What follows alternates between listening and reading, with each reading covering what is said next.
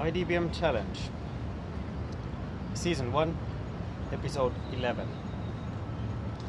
Why do we need imagination or thought plays in design? Why do we need to think bigger? In this episode, Juska talks about presidential election campaign as a design problem, and he claims that he could become the next president of Finland in 100 days by using design methods. Would he be able to do it? Check out the episode.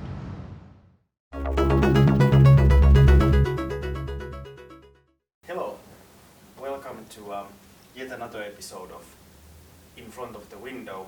I'm your host Miikka J. Lehtonen, and I'm joined by Juska J. Teittinen. Welcome. Thank you for having me. Thanks for coming.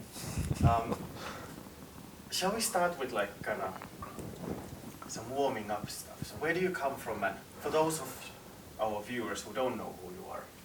Where do I come from? Like where I was born? Yeah, you can start as, you know. I was born in Espoo.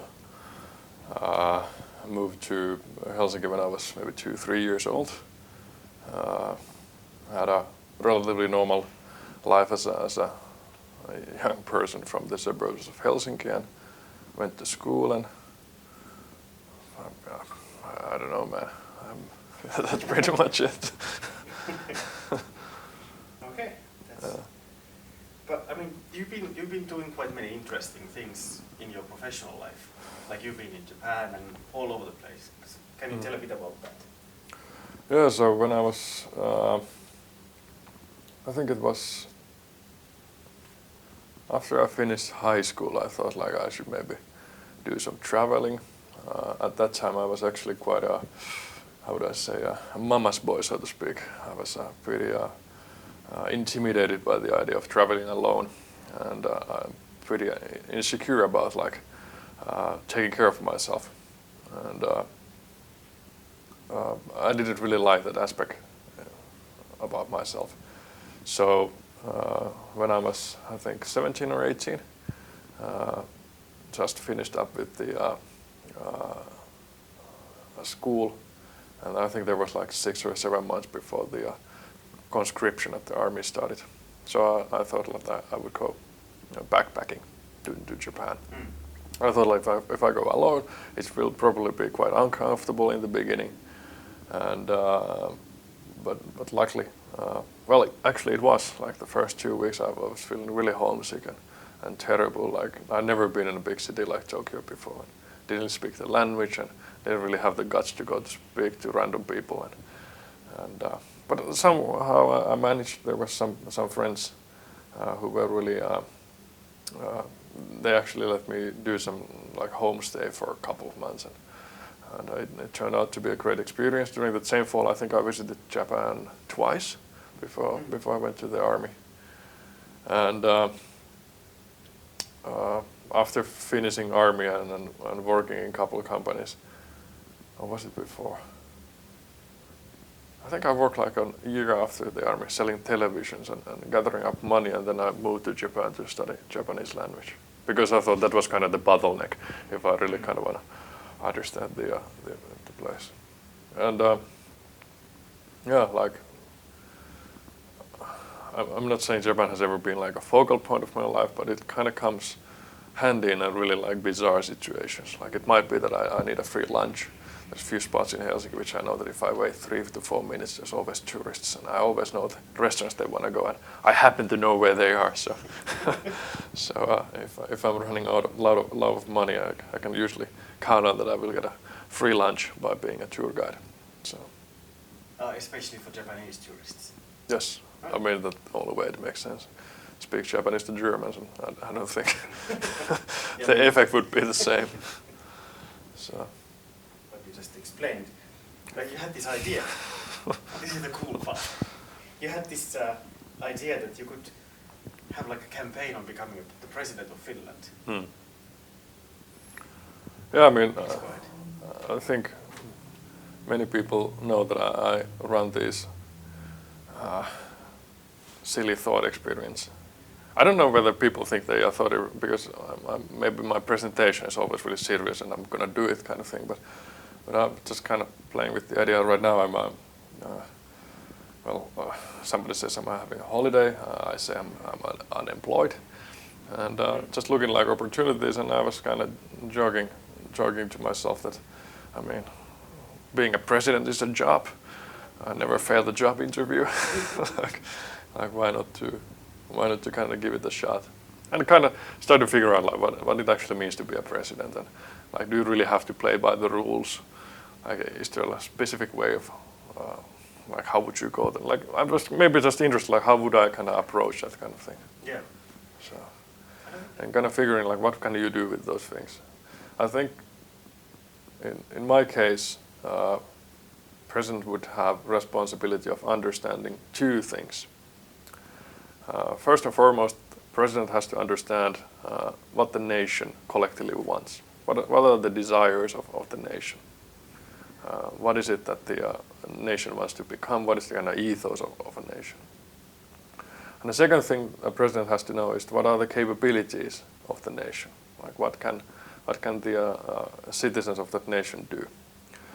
And I think the day-to-day the work would be to kind of communicate this thing, kind of channel all that knowledge to internal and external stakeholders. So first of all, president should tell the nation like I've been spending a lot of time with like all the citizens of this country, and I've been talking with you, and it seems that the things that you generally speaking want are A, B, and C, and the things that you are afraid of are X, Y, and Z. And then kind of formulate, like you could call it a vision, or you could call it a story of a nation, purpose, whatever. But generally speaking, help the nation to understand what the nation is all about. Almost like a national philosopher, something that Snellman was doing 100 years ago or so. Like trying to define what it is to be a Finn. And the second thing is to find out like what Finns are capable of. So, okay, so if these are the needs, this is what Finns are generally good at. So every citizen in the country would have an idea like this is what we want and this is what we can do. And that would give like citizens the opportunity to carry out that vision. And if the president is able to communicate that also to other states in Europe and worldwide, it would probably create a situation where like international cooperation could happen. When other nations also know, okay, this is what Finns want, this is what Finns can do, and like in the practical terms of like international trade and so forth. Yeah. If you think about Finland as like a farming field, as a citizen you want to have a feeling that, you know, after you kind of have put the first seeds in the ground and the first year has been, and there has been some surplus, that surplus is then sold and you get new, better equipment, and before you know, you are able to have more leisure time. Like you're giving the people the opportunity to be more productive, so they have more time to do those. It's not maybe about like giving the opportunity for people to have sex per se, but rather that they wouldn't have to worry about that anymore. Mm-hmm. So they could put their intellectual capabilities to something higher. And I think as for a small nation like Finland, that's pretty much what we have to do. Like this economy is not going to work by making sneakers to the Europeans. So co-creation itself is a pretty new thing. Like the transition started only like 15 years ago, and there's a couple of reasons for that. First, the customers themselves are feeling empowered. They want to participate. Like for a reason like why do you like IKEA products?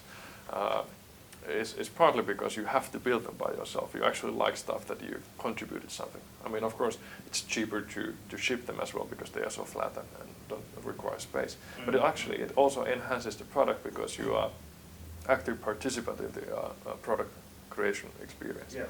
And I don't see any reason why nature should be different. And the another thing why now co-creation is kind of growing is because it's easy and cheap.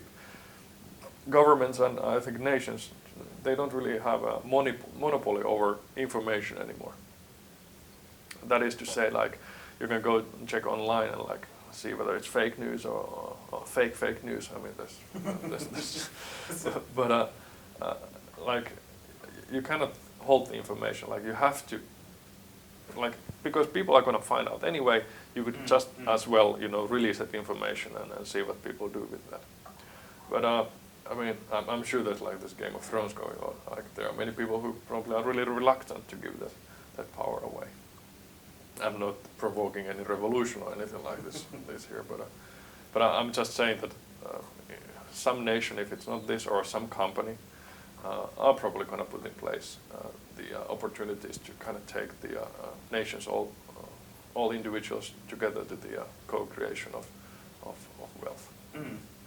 And like, well, for example, really like a tangible thing that I could do in the office. So in Finland we have the kansalaisaloite, so any person who has a Finnish social security number can go online and suggest a legislation. If it gets 50,000 signatures, it is then taken to the Senate, and then the Parliament votes whether they want to take it further or not. And you need a Finnish social security number to submit those things. Yeah. It would be super, like that would be literally one afternoon job to code a service where any individual in the world could submit ideas to this kind of bank. And then people that have the Finnish social security number could go to that bank, see all the ideas that people have there, and then, okay, now I will just sign this with my own name and take it forward. Then all of a sudden, like 5.5 billion people could contribute ideas to this small silly country. Because, I mean, that would be just like importing free work to this country by just opening that kind of, threshold. And it's still within the Finnish legislation, like the parliament, which is then voted by the people, would still make the decision whether it's a good idea or not. So why not to make the whole world to kind of work for Finland? Like make a Finland this kind of funny open source project for the world to tinker with, where actually the Finnish people would kind of own all the IP. I think it's a win-win situation. Yeah. What about the campaign? Let's go straight to the point. So practically learn how to land the office. Yeah. Well, I do have practical restrictions, basically money and time. But I guess one could try. Well, first you have to have this kind of idea from Hagakure, the famous book by, what was the name of that shogun? Yamamoto Taisho. No? Yeah. But nonetheless, a Japanese warlord. So he had this idea that you should every day meditate your death, and you should like do things in a way that you already kind of assume that you already died.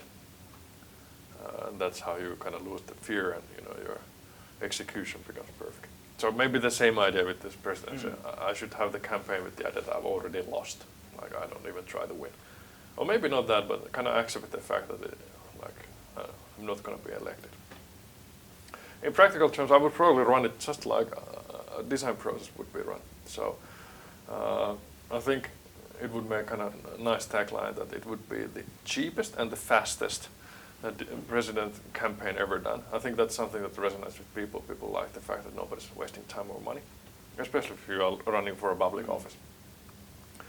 So I'd say you could do maybe in like 90 days or 100 days, give and take 3 months.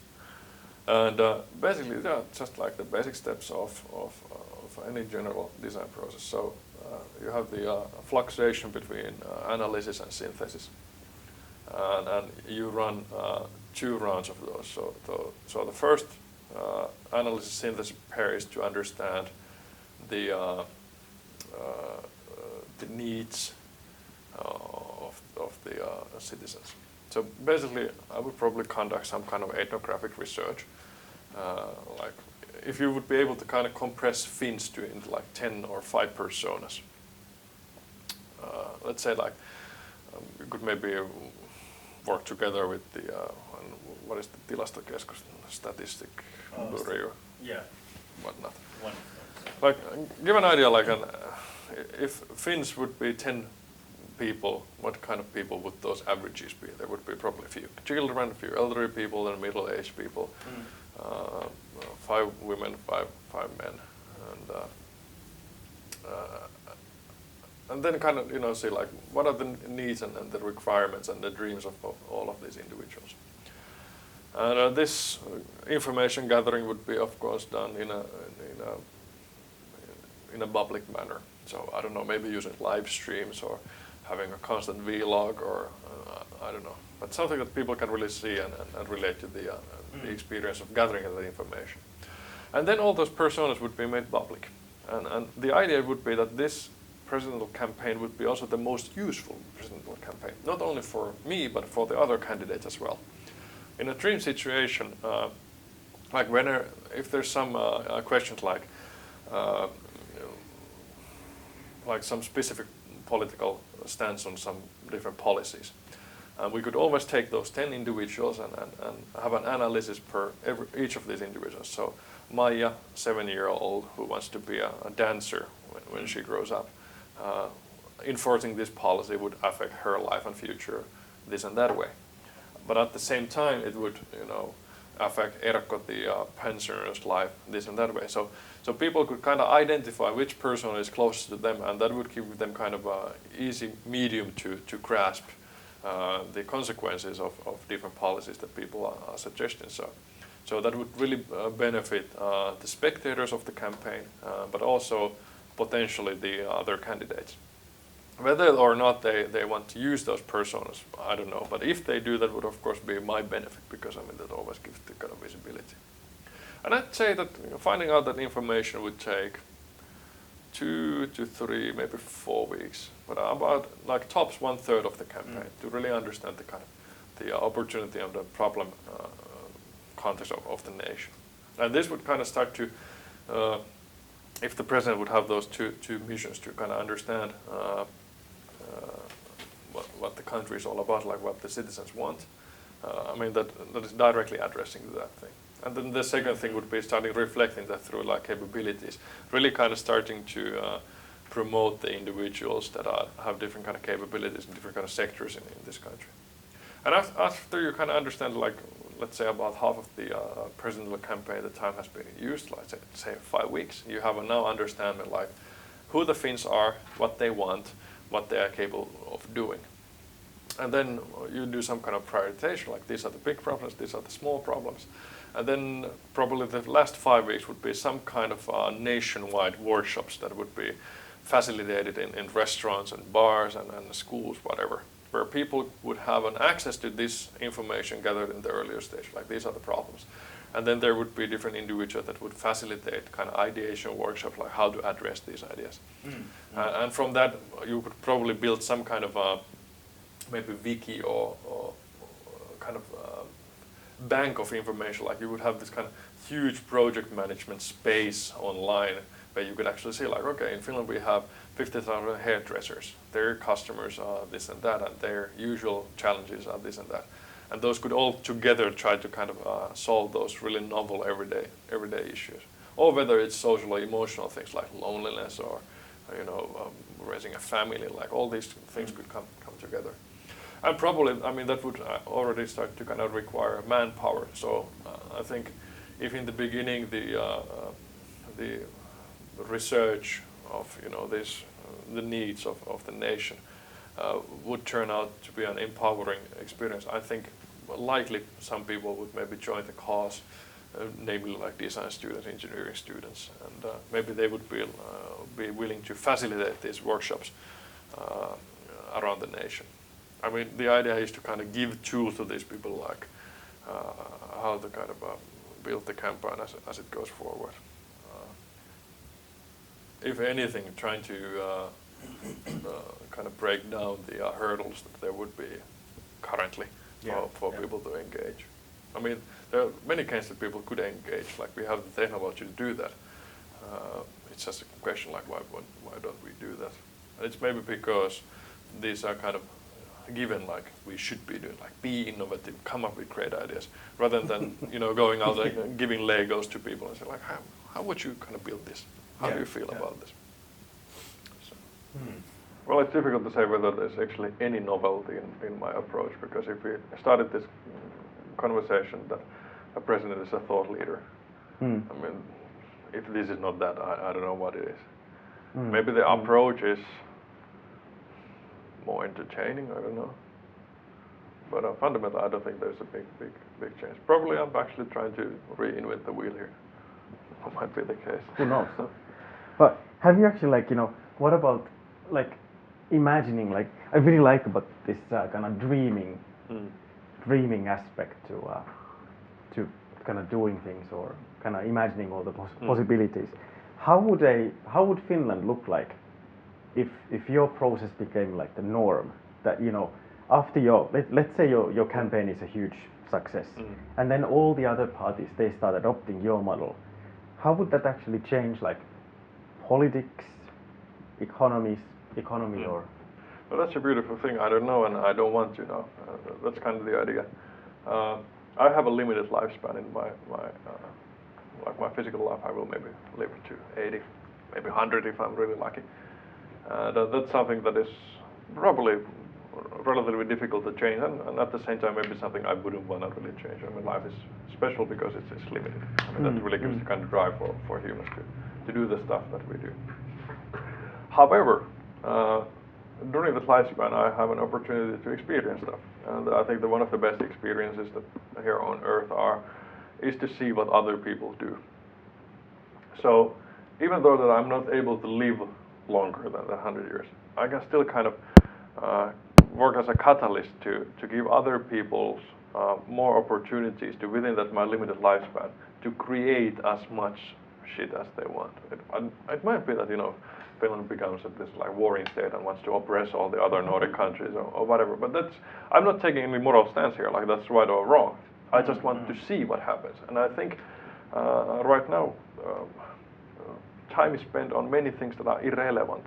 And I think this comes to the idea of productivity. So by enhancing productivity, Finns and maybe the other countries would have they could do more stuff that could then be experienced within my limited lifespan. So I'm not really envisioning what that would be. I just want there to be more than there would be without me. Yeah.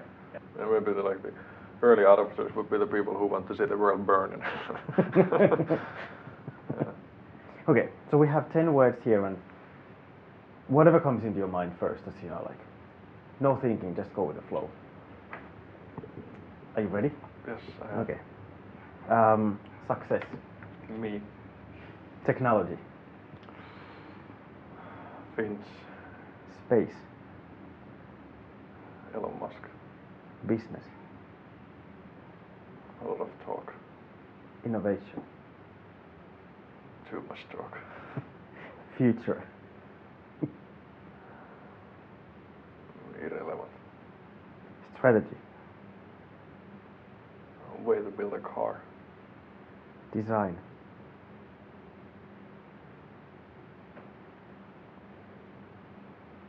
IDBM. Good opportunity. IMDb.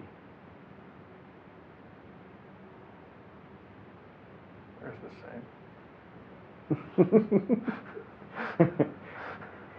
Thank you so much, Juska. Thank you so much. Always a pleasure. Thanks for joining us and stay tuned.